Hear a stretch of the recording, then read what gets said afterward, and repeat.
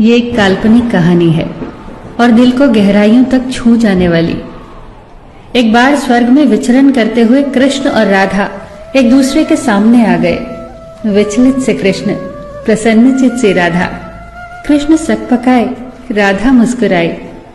इससे पहले कि कृष्ण कुछ कह पाते, राधा बोल उठी, कैसे हो द्वारिकाधीश। जो राधा उन्हें कान्हा कान्हा कहकर बुलाती थी, उसके मुख से द्वारिकाधीश का संबोधन कृष्ण को भीतर तक घायल कर गया। फिर भी किसी तरह अपने आप को संभाल लिया उन्होंने और बोले राधा से, मैं तुम्हारे लिए आज भी वही कान्हा हूं। तुम तो मुझे द्वारिकाधीश मत कहो। आओ बैठते हैं। कुछ मैं अपनी कहता हूं, कुछ तुम अपनी सुनाओ। सच कहूं राधा, जब जब भी तुम्हारी याद आती थी, इन आंखों से आंसुओं की बूंदें निकल आती थी। राधा बोली, मेरे साथ ऐसा कुछ नहीं हुआ। न तुम्हारी याद आई, न आंखों से आंसू बहा, क्योंकि हम कभी तुम्हें भूले ही कहां थे। जो तुम याद आते, इन आंखों में तो सदा तुम ही थे। कहीं आंसुओं के साथ निकल न जाओ, इसलिए रोते भी नहीं थे। कान्हा, प्रेम से अलग होने पर तुमने क्या खोया, इसका एक आईना दिखाऊं तुम्हें। कुछ कड़वे सच प्रश्न सुन पाओ तो सुनाऊं। कभी सोचा है इस तरक्की में तुम कितने बिछड़ गए।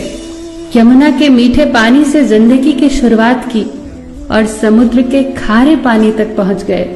एक उंगली पर चलने वाले सुदर्शन चक्र पर भरोसा कर लिया और 10 उंगलियों पर चलने वाली बांसुरी को भूल गए। कान्हा, जब तुम प्रेम से जुड़े थे तो जो उंगली गोवर्धन पर्वत उठाकर लोगों को विनाश से बचाती थी, प्रेम से अलग होने पर वही उंगली क्या क्या रंग दिखाने लगी। सुदर्शन चक्र उठाकर विनाश के काम आने लगी। कान्हा और द्वारिकाधीश में क्या अंतर होता है बताऊं? कान्हा होते तो तुम सुदामा के घर जाते, सुदामा तुम्हारे घर नहीं आता। युद्ध में और प्रेम में यही तो फर्क होता है। युद्ध में आप मिटाकर जीतते हैं और प्रेम में आप मिटकर जीतते हैं। कान्हा, प्रेम में डूबा हुआ इंसान दुखी तो रह सकता है, पर किसी को दुखी नहीं कर सकता। आप तो कई कलाओं के स्वामी हो, स्वप्न दूरदृष्टा हो, गीता जैसे ग्रंथ के दाता हो, पर आपने ये क्या निर्णय लिया? आपने अपनी पूरी सेना कौरवों को सौंप दी और अपने आप को पांडवों के साथ कर लिया। सेना तो आपकी प्रजा थी, राजा तो पालक होता है, उसका रक्षक होता है। आप जैसे महाज्ञानी उस रथ को चला रहे थे जिस पर बैठा अर्जुन आपकी प्रजा को ही मार रहा था। अपनी प्रजा को मरते देख आप में करुणा नहीं जगी, क्योंकि आप प्रेम से शून्य हो चुके थे।